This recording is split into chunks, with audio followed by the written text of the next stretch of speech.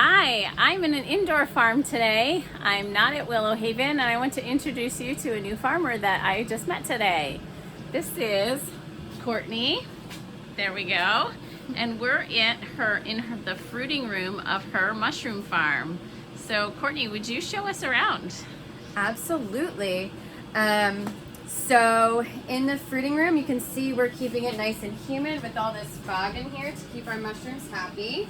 And what we have growing today is some blue oyster mushrooms are going to be coming in strong and turning into bigger and bluer mushrooms in the next few days.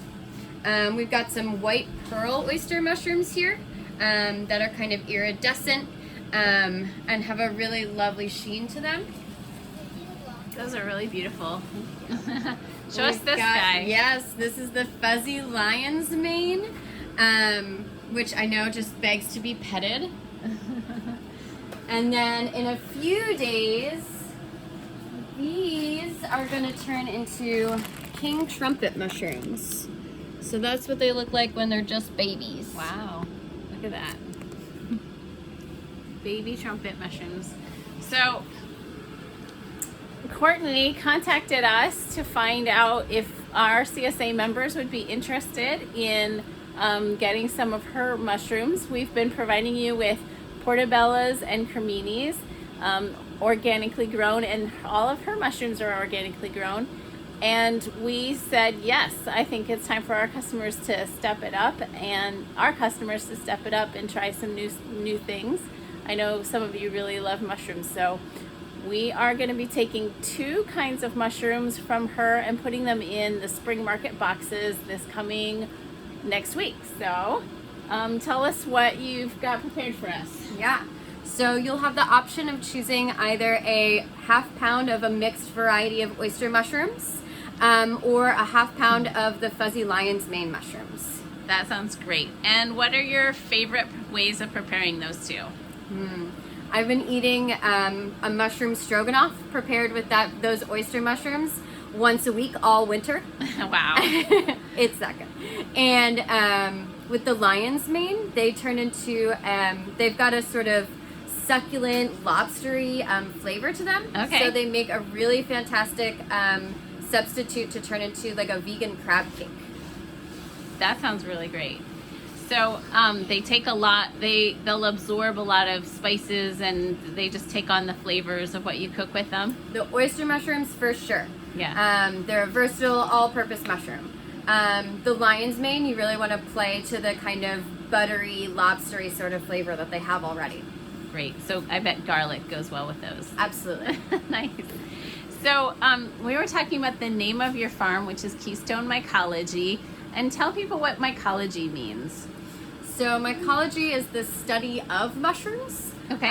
So my goal is not just to grow and eat mushrooms, but also to find ways for mushrooms and fungi to work their way into our community and our systems, particularly our waste systems, and finding ways for things to give certain waste products another life. So we could look at spent grains and spent coffee grounds and give those another shot at being productive by allowing the mushrooms to eat them and turn them into a new food source. We can also engage in a process called mycoremediation, which means using mushrooms to break down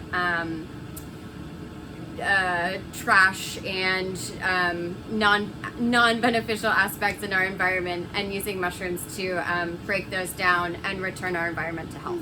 That sounds great. That's a great direction to go. It sounds very sustainable.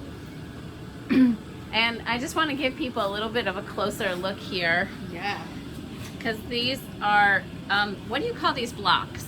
These are the shiitake blocks. Okay. So this is something that we are learning about and growing into here at Keystone Mycology. Hopefully in a few months I'll be able to offer shiitake to all the Willow Haven folks. So we're evolving and growing and doing new things all the time here.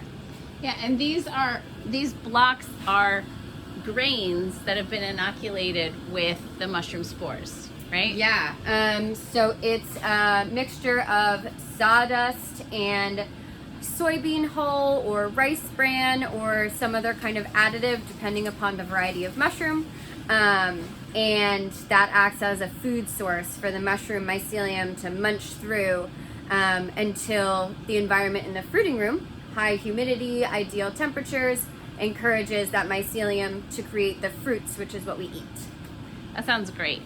So I just want to remind all of our customers who are watching this video and our Springbox members that the next delivery of food from Willow Haven Farm is next Wednesday, March 9th. And if you are a member, you will start getting an email on Friday this week where you can go in and customize your box and add mixed oyster mushrooms or the lion's mane to your box. So we'll see how that goes, how many of you try it, and we'll keep providing you with mushrooms from Keystone Mycology and Courtney. I just want to say thank you, Courtney, Thanks for the coming. tour. Yeah. And I'm just going to show you what the little boys did. They didn't want to come in, so they're not in the video today. All right. We'll talk to you later. Bye.